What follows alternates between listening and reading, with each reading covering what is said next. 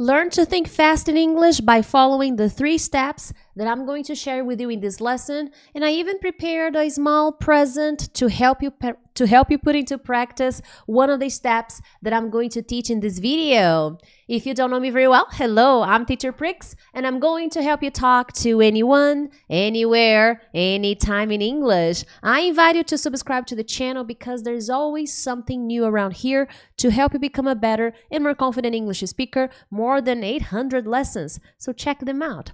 Now, guys, thinking in English, can that happen to you? The answer is yes. There are things you need to do. I have other videos here on my channel where I talk about thinking in English, what you need to do to think in English, but this video, this new video that I'm going to share, will have more advanced techniques. So if you're interested, check my previous videos because there's also amazing information in those videos as well. But this is something, guys, here on my channel that I often talk about is a big focus of mine, because here I teach pre-intermediate and intermediate students, and many students at this level struggle. They have problems. They are a little stuck because they are constantly translating in their head. As a result, when it's time to speak, they slow down. So the steps that I'm going to recommend, that I'm going to teach you in this video, will help you eliminate this process, will help you gradually accelerate the thinking process. So follow the steps, trust the process, okay? This is something that I know very well because it's something that I do with my students in my academy. There in my program, I always make sure to integrate all the English skills and provide my students with many different kinds of exercises, speaking exercises, vocabulary exercises, to help them stop translating in their head or being too slow when it's time to speak. So you will see amazing recommendations in this video. Now, my number 1 recommendation before I share the 3 steps is to follow this recommendation for at least 21 days. Now, why 21 days? Because speaking doesn't come naturally to you, it doesn't come naturally to me. We don't naturally speak English. We have to work hard, right? I imagine, because I did and I still do. Thinking is the same thing. You're not going to think fast after watching this lesson. Oh, a whole new world. Magic. No, it's not. Because think about it. How old are you? 21, 32, 46. How old are you? And why is this question relevant? Think about how long you've been thinking in your own language. How old you are, more or less, right? You don't remember when you were a baby, but you probably had thoughts. But thinking about your childhood on, you've been thinking in your language for a very long time. So you need patience with the recommendations that I'm going to teach, okay? Also, you need to be intentional with this practice. As I said in the first paragraph, it doesn't come naturally, as you can see in the slide. It doesn't come naturally. So if you're not intentional with the recommendations that I follow, you will not feel any difference whatsoever. You will feel like I'm crazy, crazy lady, you know, crazy lady in red. And to notice any change, 21 days of consistent work. To notice, will you stop after 21 days? Of course not. I hope not. I haven't stopped. I've been doing this practice for a very long time. So I recommend you do the same because our brain responds well to repetition, okay? And there is an interesting research that says that to form a habit, for human beings to form a habit from brushing your teeth to quitting smoking or to smoke, you need at least 66 days to form any kind of habit, good or bad, you know, neutral. So I recommend 21 days because that's when you notice change. That's awesome. But in 66 days, according to science, that's typically where you really condition the brain to something new, okay? Will you stop? Should you stop after 66 days? No, keep going, okay? Because the more you repeat this process, the stronger your brain will get. And it's just like a muscle that you exercise at the gym. But here we're exercising the mind, which consequently strengthens your ability to speak. And that's my goal here, because I help students who are a little stuck, who need guidance. Okay? Now, that being said, be not afraid of going slowly. Be afraid only of standing still. This is a very popular Chinese proverb, and it means that it's much better to be moving a little, than not moving at all. So you should be afraid, you should fear not moving. And why is this connected to this lesson? Guys, don't waste time doing nothing while waiting for the moment when you have someone to speak to you. Oh, I don't need to think fast. You know what I need? I need someone to practice my English speaking with, and that's the solution to my problems. Don't wait for that and then you do nothing. Then I'll just watch some videos, read some things in English. I will wait for the perfect moment. Don't do that, because worse than not having someone is doing nothing. Okay? And remember, time is life. Time is not money. Time is life. You cannot buy life with money. Time is life. So don't waste your time doing nothing. Doing nothing will not help you improve. It'll only help you feel like, oh man, see, nothing works for me. Nothing changes. Do a little, okay? Even when you're like, oh, but I'm not noticing anything. Consistent. Small movements. That's what's going to happen. That's what's going to help you change. Okay? Now, that being said, step number 1, combine an oral and mental practice while adding limitations to your exercise. The 3 tips that I'm going to recommend will require mind work. Okay? And what is the difference between doing this here and doing this here? Here, you will have a quiet time with your thoughts, organizing your ideas.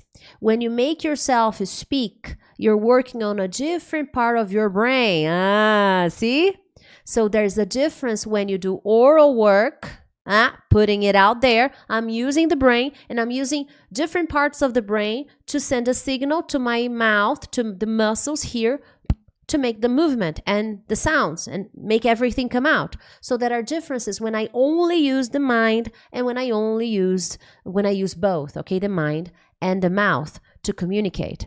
So I want you to do both, okay? Sometimes only here, sometimes only here. And remember, these steps, they are a little bit more advanced. Okay, they are aimed at pre-intermediate and intermediate students, but there are more basic exercises to help you think in English, and I have videos here on my channel where I talk about them.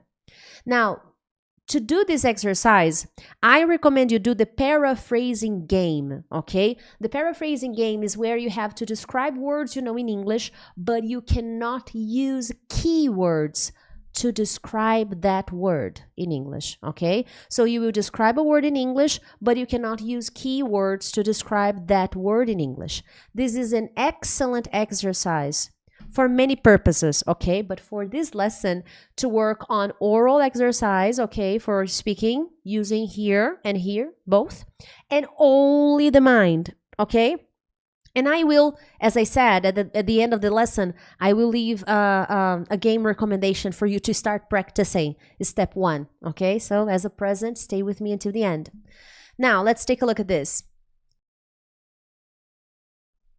So let's say you have the word garden. You can use very easy words, okay? You don't need to complicate this exercise because this exercise alone is already a challenge. So don't put more pressure by describing difficult words, okay? I'm telling you, I do this with my students in my academy all the time. It's a big deal, okay? And what are you supposed to do? Look at the word. You have to describe garden. But to describe garden, you cannot use the words garden, flower, tree, and park. So what are you going to do here? You're adding limitation. And you can do this only in the mind, and you can do this orally, okay?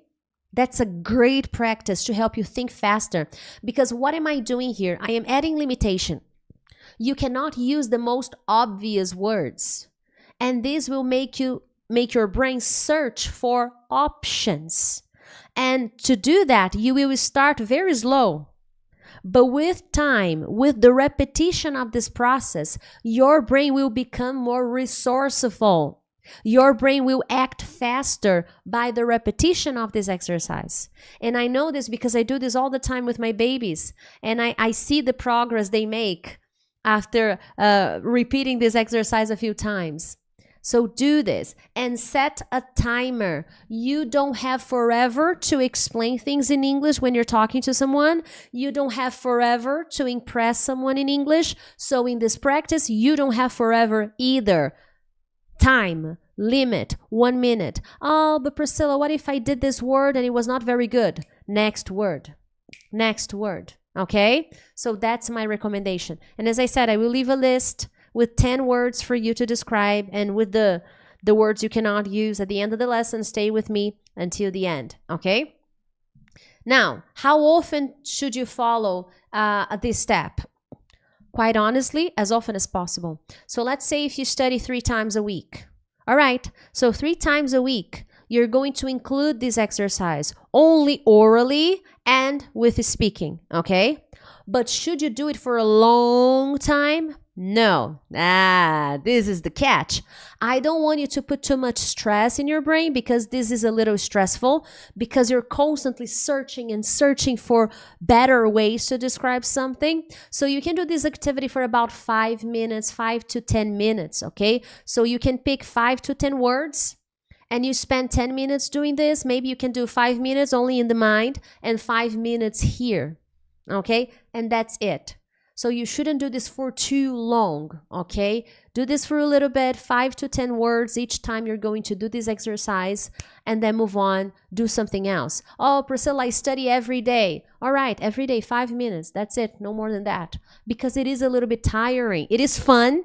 I like it very much, but the purpose here is to make you think faster. So it's better to go slowly, but consistently. That's the name of the game. That's how you win the game of fluency, okay? That's a very important thing. Now, make sure to subscribe to my channel. You know, I know that many people who watch this lesson are not subscribed. So I really appreciate it if you subscribe. It'll help you. It'll help the channel tremendously. And if you're interested, I have a study plan that helps people who need guidance. If you don't know how to organize your English study routine, this is the plan for you. The link is in the description of this video. But let's keep going, shall we? Next step, step number 2, the inner dialogue. Did you know that 30 to 50% of the population, not popular, it is incorrect, okay? Population, 30 to 50% of the population does not have an inner dialogue, okay? Well, actually, does have an inner dialogue. Only 30 to 50% of the population actually has an inner dialogue. And what is this inner dialogue? You know, it's when you hear a little voice in your head. It's having the habit of talking to yourself. We may think that's very common, but it's not. Okay, it's actually not that popular. So only a small percent, well, half of the population, 30 to 50% of the population will have this conversation, okay? Let me see. Oh, here we go. Only. So this means that having a mind conversation, you know, a mental conversation is not so popular, it's not so common. It doesn't come so naturally to 50% of the population or even more. So this is an exercise that you need to do intentionally. I need to sit down, focus, eliminate distraction, and exercise this conversation in my mind. Because to some people, this will not happen automatically, even in your language. This is what I mean. 30 to 50% of people will have this, you know. But in general, people don't think of words, you know, voices in their head during the day. Some people think of nothing. Respect, okay? Well, they think, but they think way less. Everybody thinks, okay? We have thousands and thousands of thoughts a day. But what I mean is this inner voice. Not everyone has that. So you have a quiet mind. Most people have a quiet mind. They have thoughts, but they don't hear this little voice. I hear it's annoying, but it helps me with my English. So what is this exercise? What is the inner dialogue? You're going to intentionally sit your butt on the chair and think. But because it's another language, you need a little bit of preparation. Because if you just, okay, I'm at the park, let's think of English, it's not going to work because it's not your native language. You're a student. You're trying to improve. It's not going to work. Okay, I know based on experience. Now, what can you think about? You need to plan daily tasks, things you have to do every day. So you can have a review in your mind and use your voice in your mind to tell yourself, okay, what do I need to do today? All right, I need to clean the house. I need to pay the electricity bill. I need to call my mother because I haven't talked to her in a while. This is inner dialogue, okay? And you can do this in English because some of you do it in your language, in Portuguese, in Spanish, in Italian, you name it. But I want you to do it in English intentionally. Conversations, a little bit more complex, but fun. You can create conversations in your head. Picture, maybe you can picture your favorite actor, your favorite actress, and you can create a short dialogue between your favorite actor and you, or your favorite actors, or you can create a short conversation, you name it. Imagination, guys. Thinking fast will require working on imagination. So I recommend you do this.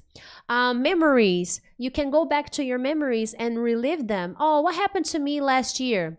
Oh, what happened to me on my last vacation? Oh, what happened to me when I was 10 years old? What is one thing that is I'll never forget? That's why you need to prepare a little, because if you only sit down, the memories will come in your language. You need to have a little intention with this practice because you are exercising in the mind, okay? You may not be speaking orally, but you are doing the process in your mind because fluency starts in the mind, okay? Mental review. Lessons you are studying. So let's say you read something in English. You can review the content in your mind. Let's say you listen to something in English. You can review the content in your mind. You're watching this lesson right now. When this lesson is over, review the content in your mind. That's an excellent exercise. And how often should you do it? The more, the better, okay? The more often you do it, the better. But you will have to analyze what's best for you. Ideally, of course, you should study anywhere, anytime, all the time, in the morning, at night. But we need to understand that we are adults. We have responsibilities. We have our hobbies. We have things we need to do. So you need to balance this practice because this is one thing you need to do. Watch my other videos. I have videos here about studying, how to organize your study routine, how to combine these skills. I have many amazing content lessons here for you guys. So you will need to analyze. Balance is key, okay? And finally, step 3, turn your grammar practice into a mental exercise. Mental, in the mind. Same process, you will need to think. But here's the catch. When I tell my students in my academy, to watch a grammar lesson. They have grammar lesson in my program. So they watch the grammar lesson. Fantastic. What do they need to do? Do they have grammar exercises to do? No, they don't. They have to create. Fluent people create. They don't copy. They don't complete a phrase. They create their phrases. Therefore, you need to do the same. And this is typically what I recommend. Typically what I recommend is you can do this orally, create your examples orally. You can also, this is not the focus of this lesson, but you can also write down the examples. You can create your examples. Maybe you're learning passive voice. You can talk about important inventions that were invented in your country. There you go, and you can write. And then after writing, you can do the same process here in the mind, okay? You can think about what you wrote, not read. This is not a reading exercise. This is a thinking exercise. Think about the subject. Oh, I studied questions in the simple present. Ask questions in your mind. Then ask questions here. Both, here and here, here and here. This is a great combination. It's not so simple. You can also become the teacher. I watched a lesson about simple past. Become the teacher. Here and here. So you can start here, and then you go here. Oh, this lesson is about this, this, this. I learned this rule. I learned that rule. When you're using simple past, this is what you do. Oh, in questions, this is what you do. You become the teacher. This is an excellent exercise. How often should you do this? In this particular case, whenever you study grammar, okay? So it all comes down to the frequency. In my study plan, for example, that I recommend here, that I recommend you get, I teach that you have to follow a cycle of study. You know, you have to follow in the cycle, you have to include certain activities. Then when you finish this cycle, you will start a new cycle, okay? So you will always be studying some grammar. So whenever you have grammar day, then you include this practice. And I know it is going to help you. But as I said, it takes time, okay? There are challenges. Thinking in English will not happen overnight. It's not going to be, oh yeah, whole new world. No, it's not Disney. Sorry, okay? You will feel a little, yeah, I tried for a week. It's hard. I thought a little, but it was very difficult. Yeah, it is, you know, but you will harvest the benefits of this practice if you persist, if you stay consistent with this practice, okay? Now, if you don't have the habit of speaking alone, because remember, you have to do it here and here. Speaking alone is a little weird to some people. You may feel a little strange, but I'm telling you, remember the Chinese proverb? It's better than not moving, okay? Move a little. It's better than not moving at all. Be afraid of not moving. Because people who don't move, you know, life is about movement. We are constantly moving. So don't let that happen to your English journey. Don't let your journey be still. Move a little. I like to move it. Okay? And finally, you will hesitate a lot. You will take breaks. You will get distracted. You will think in your language. You will be like, I can't do this. This is too hard. Keep going. It is going to work if you do the work, okay? Now, guys, I hope you enjoyed this video. And yeah, the present. Now, here are the words, okay? Surfing, quit, birthday, mouth, TV anchor, dentist, nail polish, afraid, popcorn, and yard. So in blue are the words you have to describe. And then in this beige color, I don't know what color this is. I think it's more like beige. Then you have the words you cannot use. Okay, so you cannot use any word, of course. So do this exercise. Set the timer. Do it here. Do it here. Practice. This is gonna be good, I know. So practice this step. Practice the others. And come back here in 21 days. Let me know how it goes. Other than that, I'll see you in the next video. Thank you very much. Bye-bye.